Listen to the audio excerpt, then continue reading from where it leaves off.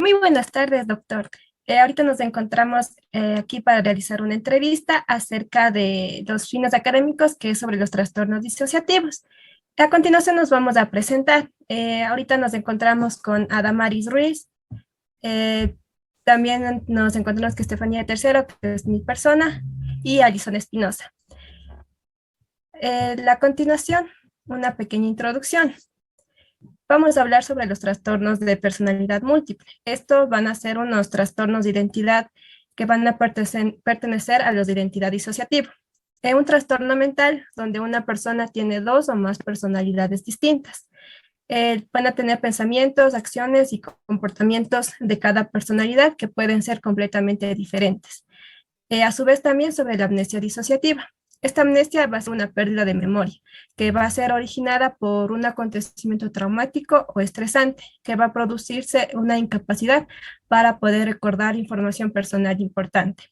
Muy buenas tardes, doctor. Ahorita nos encontramos con el doctor David Mayorga. Muy buenas tardes, chicas. Ante todo, agradeciéndoles por la apertura, por lo que me toman en cuenta para esta entrevista y pues bueno, espero que les sirva para su formación, ¿no? Como ya me presentaron, mi nombre es David Mayorga, soy psicólogo clínico, especialista en neuropsicología, psicopedagogía y psicoterapia sistémica de pareja y de familia, ¿sí? Y bueno, actualmente soy servidor público, trabajo en el Hospital del IES, en la dependencia de neuropsicología también, y pues bueno, con mucho gusto para solventar cualquier inquietud respecto a los trastornos disociativos. Bueno, muchas gracias, doctor, y una buena tarde. Iniciemos con la entrevista. Con la primera pregunta, ¿con qué corriente psicológica aborda usted este tipo de trastornos? ¿Ya? Bueno, hay que tener en cuenta que para los trastornos de identidad disociativa, la forma del enfoque no es exclusiva de una sola corriente. Como ustedes conocen, hay diferentes escuelas, corrientes o teorías que cada uno tiene su distinta forma de proceder. El abordaje depende mucho del estilo del terapeuta o del especialista. Yo en estos casos manejo más lo que es la corriente sistémica, porque hay que tener en cuenta que un trastorno de identidad disociativa abarca mucho diferentes comorbilidades en donde viene a afectar también al sistema familiar, sea a nivel de pareja, si hay hijos de por medio, si hay demás familiares, al contexto en donde se relaciona en el ámbito educativo, académico, laboral. Entonces, el enfoque sistémico abarca no solo al síntoma del trastorno o a la semiología, sino a un conglomerado de cómo las otras personas a nivel de forma directa o indirecta pueden también estar afectadas.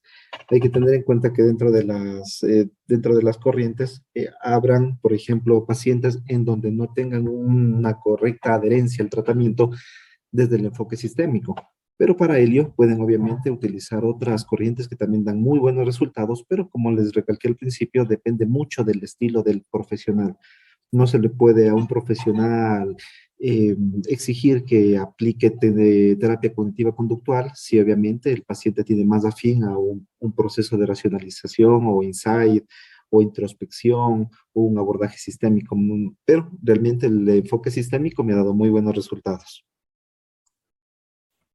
Gracias.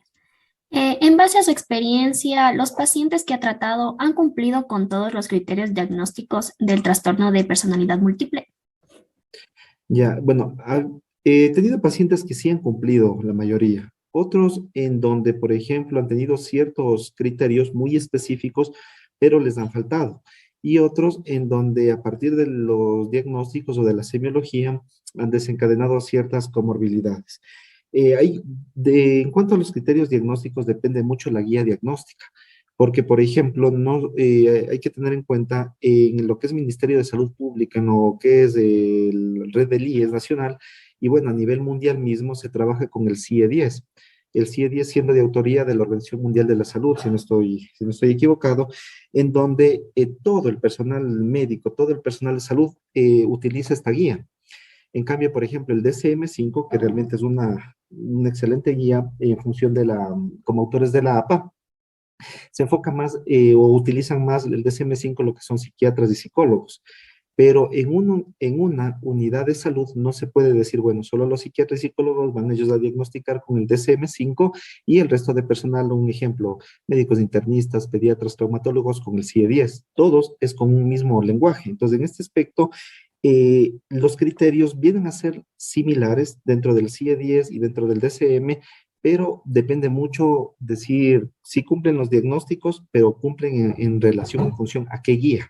El CIE-10 es mucho más puntual, es como que tiene características mucho más puntuales a diferencia del DSM, pero si una persona está trabajando con el DSM, posiblemente llegue un paciente con trastorno de identidad disociativa y no cumpla, porque es mucho más amplio en ciertos aspectos. Entonces, depende mucho, como digo, con qué guía estén trabajando, pero de los pacientes que he tenido, sí han cumplido más que todos los principales. Hay otros que no han cumplido en su totalidad y por ese motivo es que se les diagnostica como otros trastornos de identidad disociativa o perdón, trastorno de identidad disociativa no especificada, como es al final de cada nomenclatura diagnóstica.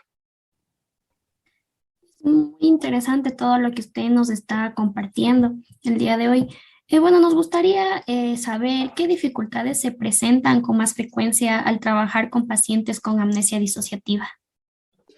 Bueno, en cuanto a a las dificultades en pacientes con amnesia disociativa, hay que tener en cuenta mucho la objetividad.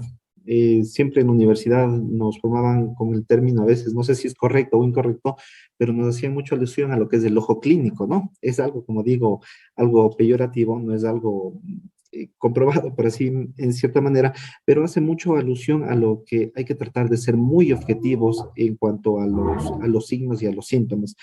Tuve, por ejemplo, un paciente, entre comillas, con amnesia disociativa porque había tenido un evento pseudotraumático en donde al fin de cuentas, en base a una exploración muy minuciosa de la historia clínica, de los factores etiopatogénicos, resultó que no tenía una amnesia disociativa, sino que básicamente todo estaba fingiendo, todo estaba simulando por la ganancia que tenía obviamente al simular de que tenía amnesia sobre cierto evento para tener una ganancia, específicamente era para regresar con la pareja, y más no porque tenía amnesia disociativa.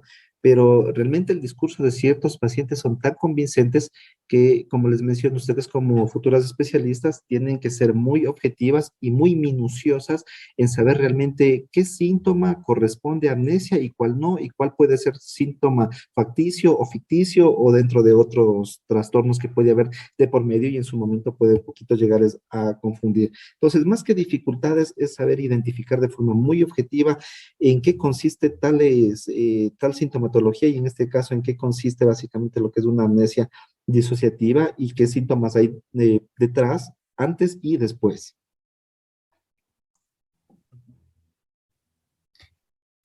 ¿Cuáles han sido las causas más frecuentes que conllevan a padecer el trastorno de personalidad múltiple?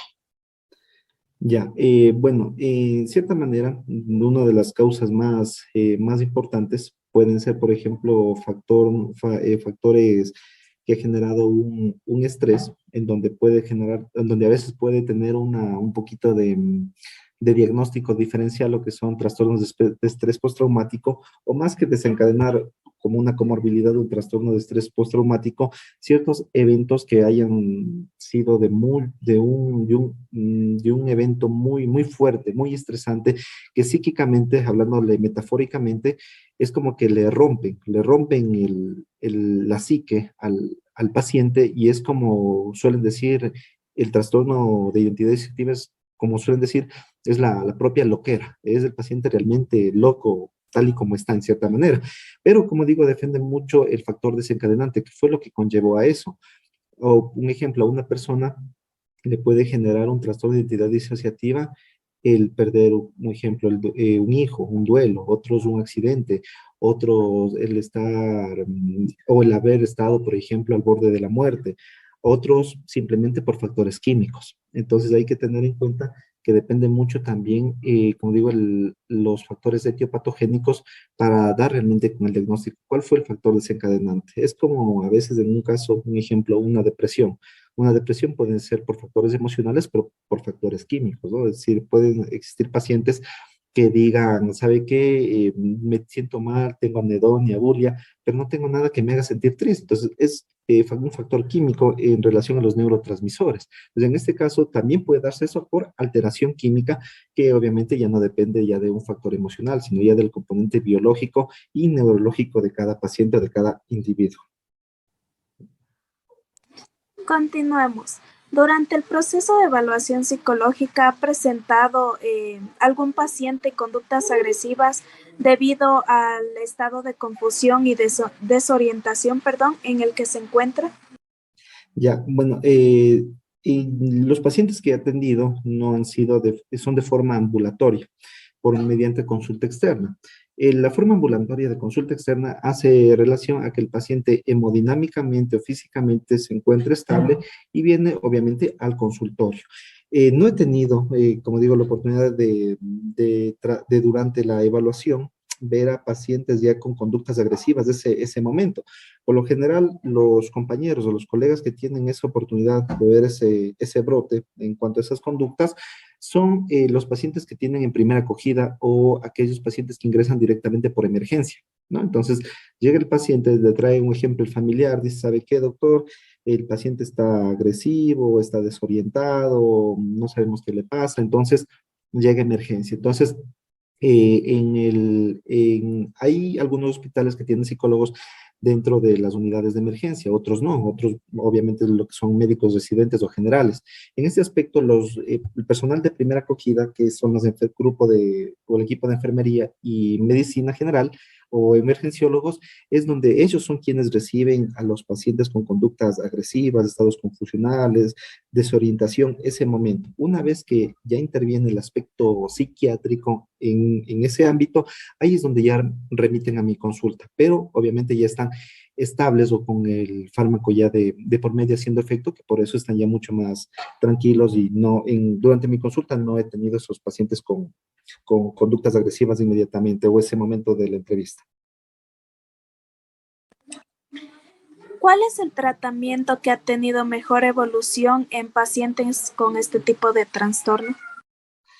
Ya, bueno, el tratamiento desde el enfoque psicológico, como digo, la terapia sistémica viene a ser de grandes resultados, al igual que, por ejemplo, la terapia cognitiva conductual, porque obviamente manejamos el aspecto cognitivo, valga la redundancia. Y en base al cognitivismo, lo que son ya técnicas de diálogo socrático, terapia racional emotiva conductual, flechas ascendentes, descendentes, la técnica del ABC, entre múltiples técnicas que se pueden abordar, ¿no? Lo importante es que el paciente conozca cuáles son los signos, los síntomas, qué hay de por medio y cómo poder sobrellevar o generar una mayor estabilidad hemodinámica con las técnicas que se le implementan, en compañía con el tratamiento farmacológico.